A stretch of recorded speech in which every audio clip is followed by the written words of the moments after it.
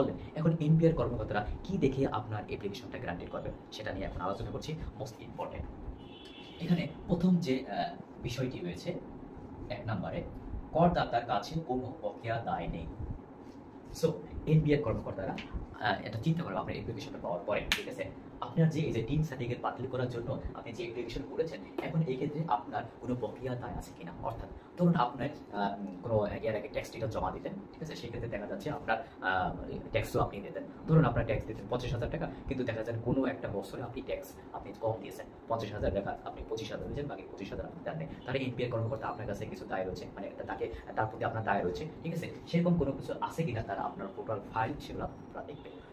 যদি কোনো দায় না থাকে, ওকে ফাইন, আপনার তো কোনো শুধু জাস্ট ডিন করেছিলেন কোনো একটা কারণে, ধরুন ভুলবশত কারণে আপনি ডিন করেছেন, সেক্ষেত্রে তো এরা এখন কোনো বকেয়া দায় আপনার নাই। সো এটা সত্যতা তারা যাচাই করবে। এবং ২ নম্বরে রয়েছে, করদাতার কোনো কর বিষয়ে মামলা নেই। এই বিষয়ে তারা সত্যতা যাচাই করবে। ধরুন আপনার ট্যাক্স রিটার্ন বিষয়ে আপনার হচ্ছে টিন সার্টিফিকেট রয়েছে, আপনার ইনকাম রয়েছে, কিন্তু আপনি কোনো প্রকার কোনো ট্যাক্স রিটার্ন জমা দেননি। আপনার ধরুন নোটিশ গেছে, আপনার নামে না একটা মামলা হয়েছে, ঠিক আছে? সামহাও কোনো একটা কারণে আপনি সেগুলো মামলাগুলো আপনি নিষ্পত্তি করেননি। সেক্ষেত্রে কিন্তু আপনি টিন সার্টিফিকেট বাতিল করতে পারবেন না। আগে আপনার ওই মামলা নিষ্পত্তি করবেন, দেন হচ্ছে আপনার টিন সার্টিফিকেট বাতিল হবে, তার আগে কিন্তু হবে না। এবং ৩ নম্বরে রয়েছে যেটা অন্যতম একটা ইম্পর্টেন্ট বিষয়, আবেদনের কারণ সত্য। এটা হচ্ছে মোস্ট ইম্পর্টেন্ট একটা। আবেদনের কারণ বলতে এই যে ৬টা কারণ, এই যে কোনো ৬টা কারণে আপনি একটা কারণটা আপনি দেখাইছেন। এই যে কারণটা দেখাইছেন, এই কারণটি আসলে কি সত্য কিনা এনবিআর কর্মকর্তারা সেটা যাচাই বাছাই করবে। সেটা যাচাই বাছাই করার পরেই হচ্ছে আপনার টিন সার্টিফিকেটটা বাতিল করবে।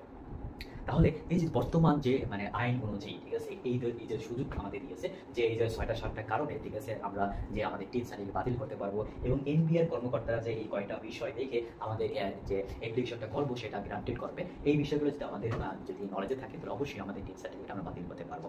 আশা করি আমার ভিডিওটা দেখে আপনার ভালো লেগেছে। যদি ভালো লেগে থাকে, আপনার আশেপাশের লোকজনের সাথে শেয়ার করতে বলবেন না। এখন আমি বলবো যে টিন সার্টিফিকেট, ওকে, টিন সার্টিফিকেট আমরা বাতিল করার জন্য আমরা কিভাবে অ্যাপ্লিকেশনটা করব। প্রথম হচ্ছে একটা নিয়ম হচ্ছে, আপনার যে ট্যাক্স সার্কেল রয়েছে, ঠিক আছে, বা জোন যেটা বলে, ঠিক আছে, সেখানে গিয়ে সেই অফিসে গিয়ে সরাসরি গিয়ে আপনি কিন্তু সেটা কি করতে পারবেন, অ্যাপ্লিকেশন করতে পারবেন। সেই জোন অফিসে গিয়ে, ট্যাক্স জোন অফিসে গিয়ে আপনি কিন্তু একটা মানে ফিজিক্যাল একটা ফর্ম দেবে তারা। আপনি যখন বলবেন এই কারণ দেখিয়ে একটা বলবেন আমি যে আমার টিন সার্টিফিকেট করেছি সেটা আমি ক্যান্সেল করবো, তারা একটা ফর্ম দেবে। ফর্মে আপনারা সেটা ফিল আপ করে ওই ট্যাক্স অফিসে জমা দিলে, এবং তারা কি করবে, জমা নেওয়ার পরে তারা এই ৩টি বিষয় তারা বিবেচনা করবে, যাচাই বাছাই করবে, তারপরে আপনার অ্যাপ্লিকেশনটা গ্যারান্টি করবে। আরেকটা অপশন আছে, সেটা হচ্ছে অনলাইনে। অনলাইনে কিন্তু আপনি আপনার টিন সার্টিফিকেট বাতিল করার জন্য আপনারা সেটা অ্যাপ্লিকেশন করতে পারবেন। ওকে।